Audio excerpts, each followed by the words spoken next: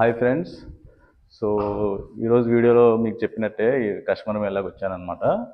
ఇప్పుడు ఇందులో చూసుకుంటే మొత్తం 14 ఎకర్స్లో ప్రాజెక్టు అండ్ మొత్తం ఓవరాల్గా హెచ్ఎండిఏ రేరా అప్రూవ్డ్ అనమాట.